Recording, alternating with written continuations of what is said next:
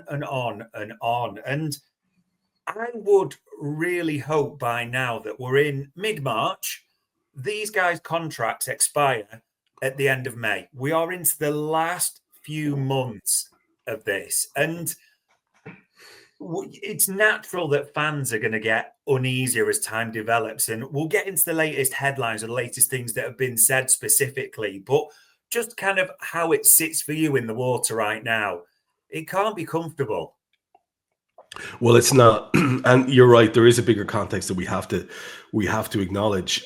Just as when I'm talking about a trophy, it's not about disrespect. It's about the context of, well, there's a league that's infinitely more important to me. Yeah. Here, we can't talk about one contract without talking about all of them, because not only are we looking at increasingly worrying quotes coming out, most recently from the captain. You've alluded to them. I'm sure you're going to get to them. I don't want to step on that just yet. But you can't help but feel that there's something awry. I had a guy try to talk to me today on Twitter about how with Virgil, he didn't want to do business last summer. And then he was accusing me of knowing what Virgil, thinking I know what Virgil wants this time. How do you know? How do you know? Nobody knows anything. That's not the point. The point is I can only go on what he says. And when he said that thing today about people, anyone who says that he's definitely staying at the club is a liar, that's worrying. And there is greater context that I know you're going to expand upon in the immediate post-match at PSG. We've got the Mo Salah thing ticking on. And it comes back to this, Dave. You and I have done a lot of hours on this specific topic between our transfer show and the last big decisions as well. And for me, it comes down to this. Liverpool currently are the proud employers of the best centre-half and the best attacker in world football, currently as we are right now in terms of form. And we are in the laughably stupid position of not having those guys comfortable in their knowledge that they have a future at Anfield. I fail to see any logic in that. I can't see any sense in it. If you're going to start making arguments to me about the club being held to ransom and you're going to start talking about the club coffers, I can't, in good faith, talk to you about that because I don't care. I don't care. I'm a fan and I can be an entitled fan. That's why I'm on this show. That's why people talk on the internet. And the reason I'm talking to you on this show as a guest is because I'm saying, as a fan, I find that to be absolutely laughable. It's a circus act. When we've the captain coming out at this stage of the season after a really, really crunch game, which ended up in disappointment. And when he's put on the spot, he says that. And you think he's a bad guy? Do you think like Mo Salah, when you turned on Mo Salah, who's sort of universally lauded as one of the nicest guys in the world, and people turned on him because he used the media to get his contract? Well, that worked out great, didn't it? That just worked out great. So where are we, Dave? We are in a situation where it's very possible, from the quotes and from the things that the two lads are saying, incredibly fatalistic things the two lads are saying, that we won't get to see them next season. And that's ridiculous, man. Yeah, someone tweeted it earlier, and I can't remember who it was, but made the point, as you alluded to there. We have the greatest centre-back in the world, arguably his generation, at our club right now as our club captain. We have the best attacker, nay, the best player in the world, who both are telling everyone clearly, there's no secret to it, they want to stay at our football club and continue playing and doing the things they're doing. And yet here we are. And it is right when we get into that, as you mentioned, those quotes. So Virgil was emotional after that PSG game. You could see it in his face. And this actually happened in the mix zone. He was asked a few questions. So just for those who aren't watching, for the quotes, I said, I don't know what's going to happen next season. If anyone says they do know, they are lying to your face. Contracts on hold? There's nothing on hold. I keep saying the same things. If there's news, you will know it. I don't even know myself. Now, the focus is, as these players have also said, because they're uber professional, Trev, is on the league trophies. That's what their focus is. But when the captain makes comments to dispel any rumours that it's all done and they're just hiding it, we're waiting for the right time, that's completely gone. That's dispelled now beyond belief. But also, there's almost a sense of, even in himself, a bit like disbelief I take from those comments. I mean, there's nothing good whatsoever about what he's saying there, is there? That's exactly where I am with it. So call me a hopelessly naive idiot, but I prefer to take the word of the two men whose interviews we read on a regular basis, whose character we see on the pitch on a regular basis, over some faceless, nameless bureaucrats who are making business-based decisions in the background. Okay, that's my default position. If you consider that naive, then fair enough. Your opinion is your opinion. But when you hear that phrase, what was it again? If basically, if anyone says they do know about his contract, they are lying to your face. That's quite emotive language, Dave. Yeah.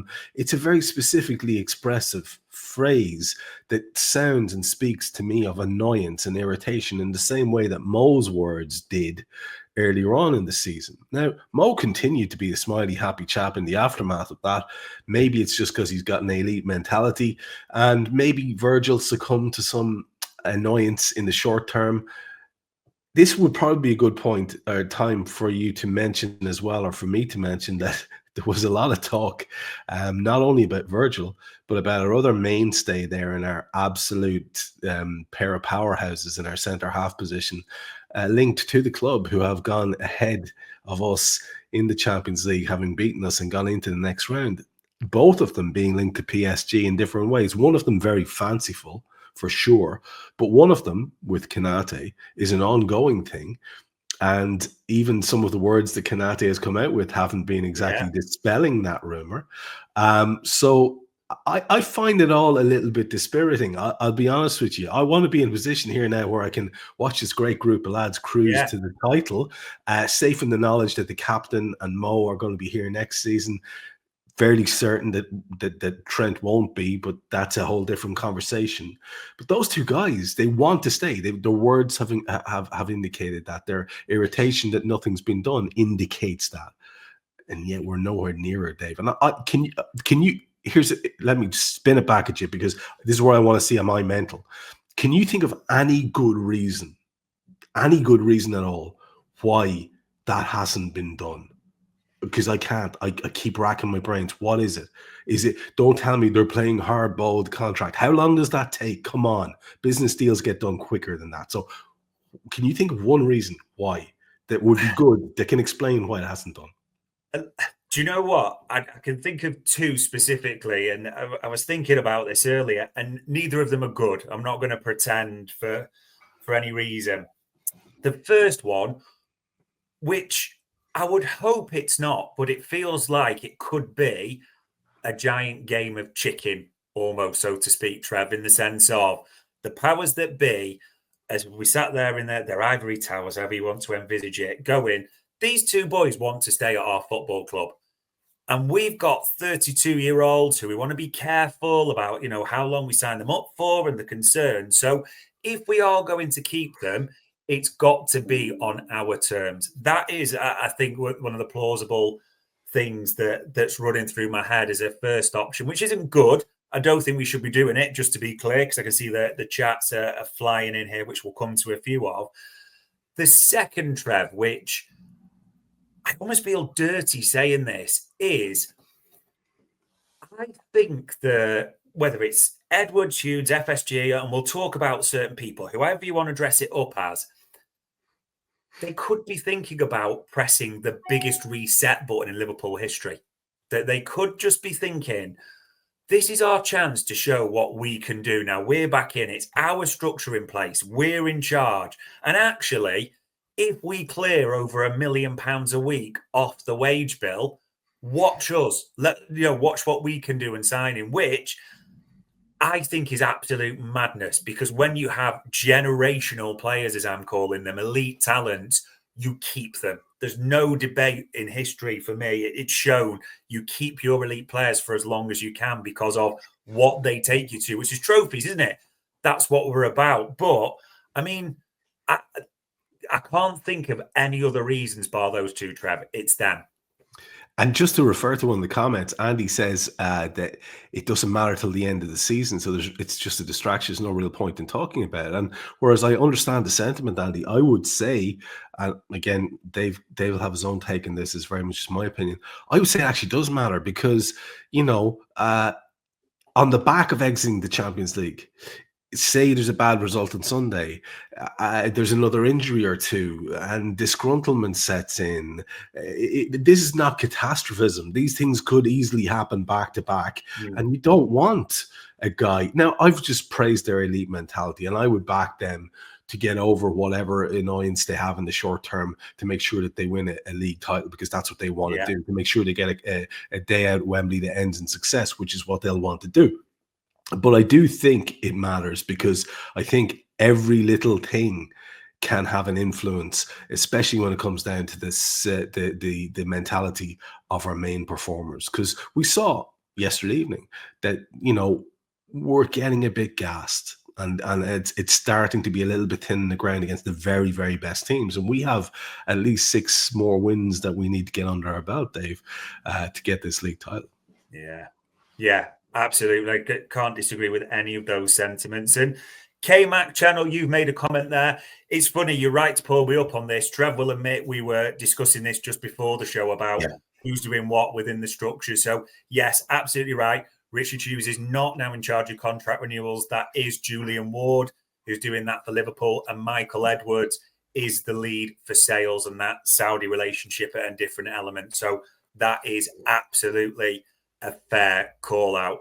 Whilst Richard Hughes might not be on those two elements, we can let people debate it. But the final bit on this, Trev, that I did want to go into, effectively, we're hoping it's a procession to the league title. And I can see people saying this. The season almost largely ends on Sunday because you feel it should be straightforward to the league title. I get nothing's given at all. So people are looking at it saying the season's over. So this, we set straight into contracts and things like that to really up it. Guessing you don't see it that way. I don't. I think that's crazy. In the same way that the old Liverpool heads that I grew up listening to, the genuinely wise men like Bob Paisley, like Kenny Dalglish, just dyed in the wool Liverpool men, would never believe anything was done till it was done. They would look askance at reporters as if they had, basically pissed on their shoes if anything like that was ever suggested. And there's a tendency with the modern fan who lives most of their life on the interwebs, interacting with people who aren't real and hide behind avatars that don't even show their face. There's a tendency for those people to be very bullish and very it's a different type of I don't know, performative stuff that goes on. So season's done. It's like the first idiot to go, season's done. It gets a prize or something. Absolutely no. Just shut up.